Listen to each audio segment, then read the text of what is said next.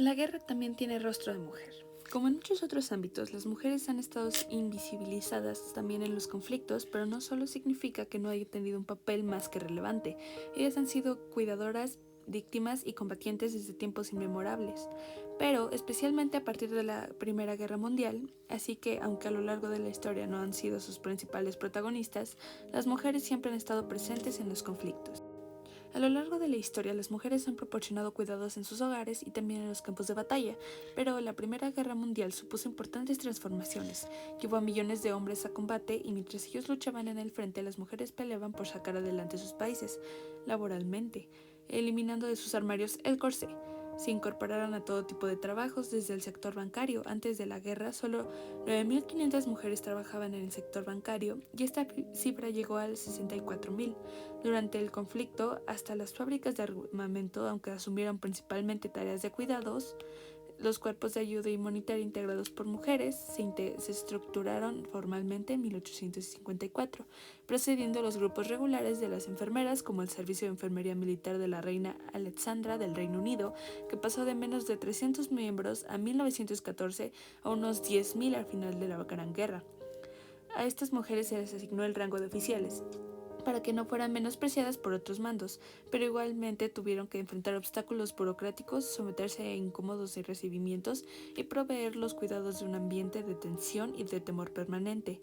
Vieron morir a muchos soldados y algunas perdieron su propia vida, conduciendo ambulancias o haciendo las primeras curas en el campo de batalla. Sus sacrificios fueron tales que finalmente incluso altos oficiales reconocieron su labor y compromiso. Sin embargo, una vez terminada la Gran Guerra y del mismo modo que pasarían unos años más tarde tras la Segunda Guerra Mundial, las mujeres tuvieron que volver a sus casas y continuar con sus vidas como hijas, madres y esposas, sin recibir el reconocimiento o no el mismo que sus compañeros varones de haber sido víctimas de la guerra o de haber formado parte activa de ella.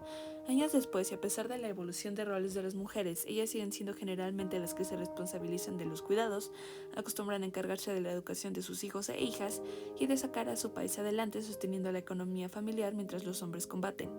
La pelea es otra. Ellas luchan para mantener la seguridad en todas sus dimensiones de sus familias y para asegurar la supervivencia de la comunidad durante y después del conflicto.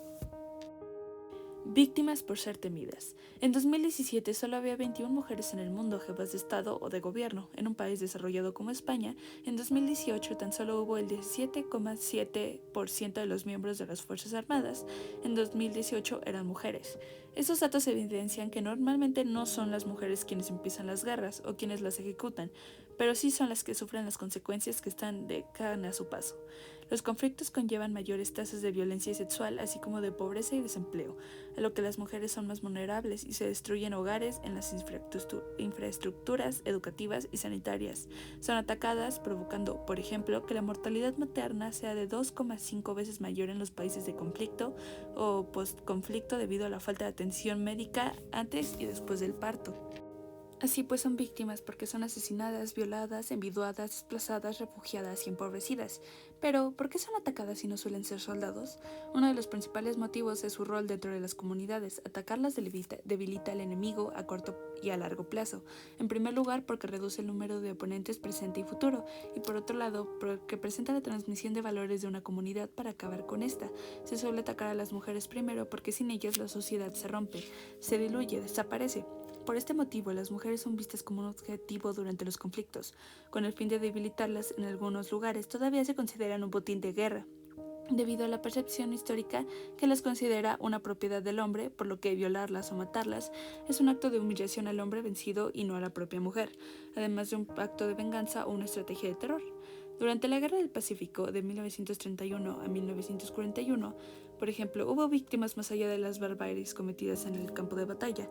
Las mujeres de consuelo, procedentes mayoritariamente de Corea, eran llevadas a prostíbulos, engañadas, forzadas o secuestradas, donde eran encerradas día y noche en las celdas diminutas e insalubres, y sometidas a las agresiones y humillaciones por parte de los militares japoneses. Se estima en que entre 10.000 y 10.000 mujeres fueron torturadas y violadas por una media de 30 soldados, el día durante una franja temporal que iba en las 3 semanas a los 8 años. El Ejército Rojo Soviético, por su parte, también utilizó la violación en masa como arma de guerra en 1941, medida que liberaba ciudades alemanas cuando la Segunda Guerra Mundial llegaba a su fin. Después de la Segunda Guerra Mundial, las violaciones y abusos han continuado siendo recursos aterradores utilizados en la Guerra de los Balcanes o en el conflicto de la República Democrática del Congo.